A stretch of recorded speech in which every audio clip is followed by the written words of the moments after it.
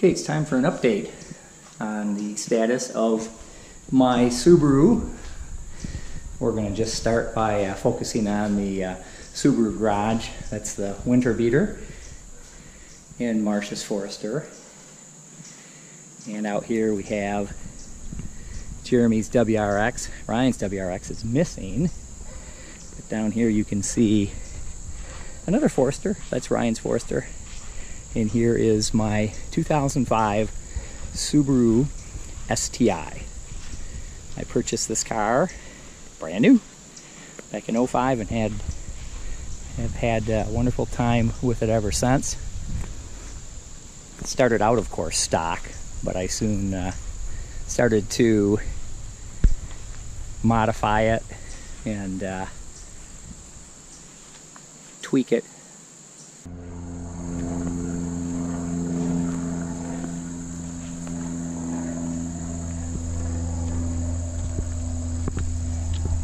Take a quick peek at the nutritional facts.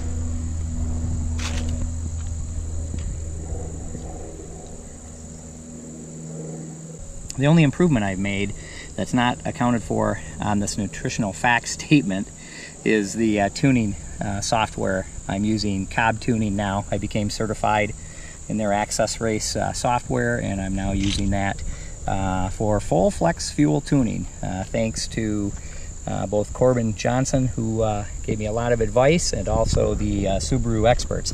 Other than that, my best quarter mile time is 11.4 at 124. That was set way back in 09, I think, and I haven't been back since to the track. I may take it again one of these days. I'm thinking I'd be running a bit quicker with the current horsepower, which is right around 500 on a happy dyno.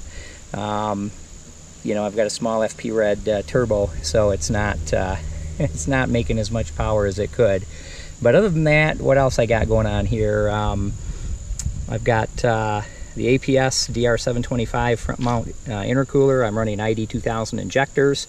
I did change out the fuel pressure regulator. It was having a little bit of problem, actually. It was losing about 5 psi differential pressure at the top end. So I switched over to a 4 Performance regulator. I think the aeromotive was damaged. I think I let it cavitate a little bit and caused an issue years ago. But anyway, that's fixed. I am still running the Walbro 450 liter per hour fuel pump. I got a Megan equal length header, Megan 3-inch turbo back exhaust. I'm running a Grimspeed external wastegate nut pipe and a 38 millimeter wastegate. Clutch is an ACT 6 puck.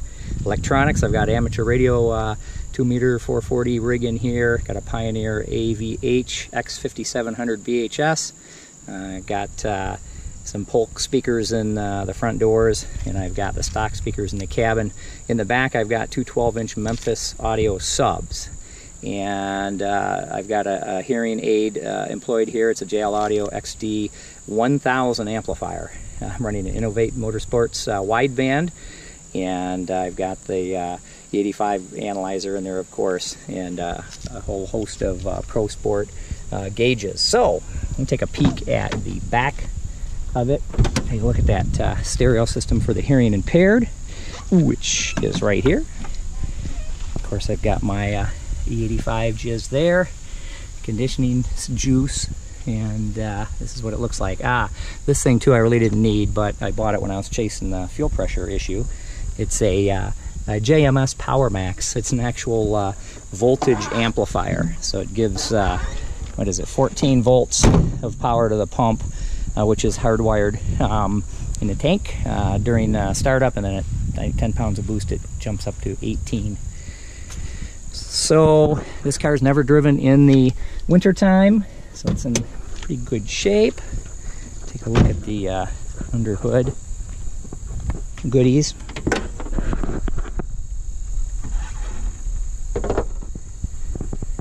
Here is under the hood. So this APS piping, it needs some help. So over the winter time, when I got things stored away, I think I'm going to get it powder coated because it does look kind of ratty. I did install a coil radiator when I put this latest engine in. I build my own engines. This one, I've always been having trouble when I hit close to 500 horsepower. It seems to me I can run the engines about 20,000 miles, and then I start using oil, and they leak down really bad. And the last engine was leaking down. It was unbelievable. Within a half an inch, well, at top dead center, it was leaking like 60% of the air right by the rings. And then I go down the cylinder with a piston like a half inch, and it would seal up to an acceptable amount of leakage. But anyway, I took the thing apart and definitely found that there was a big out of round cylinder problem at the top. So I bought cases from Outfront Motorsports. They're the closed deck cases, and I also had them add the half-inch head studs. So that's what I'm running now. CP pistons, powder rods, cams are Kelford cams, and the valve train now is Manley. I had been running SuperTech, but this is a Manley valve train. So that's pretty much the rundown on this machine. Let's go ahead and fire it up.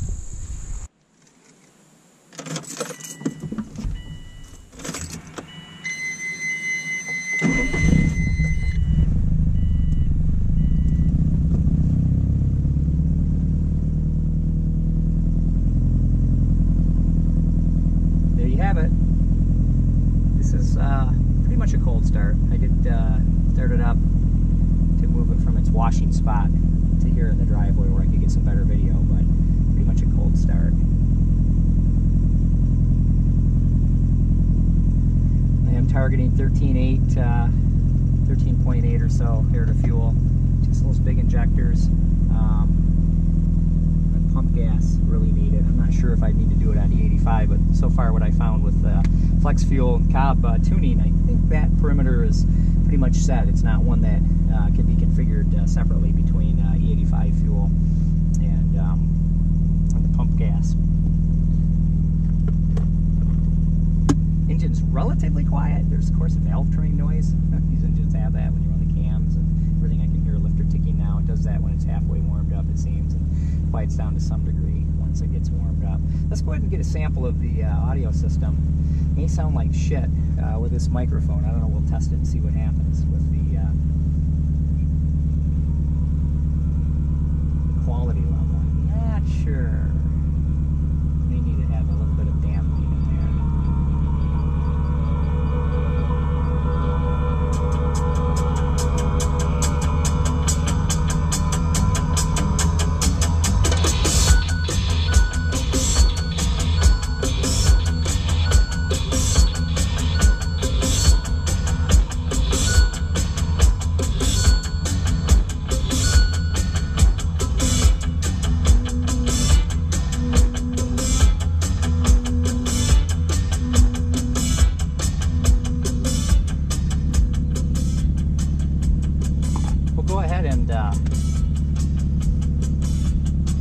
Close the hood and take a bit of a drive here around the block. I just washed it. I want to dry everything off before I park it away.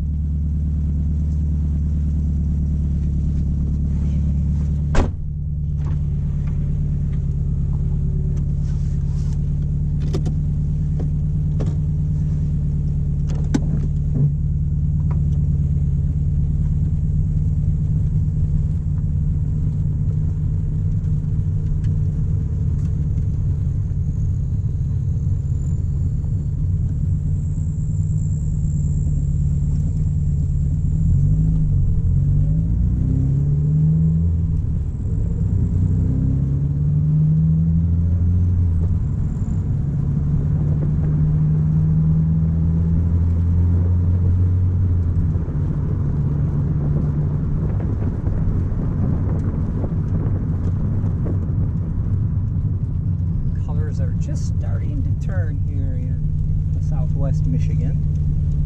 We have another week or two before they really go to town.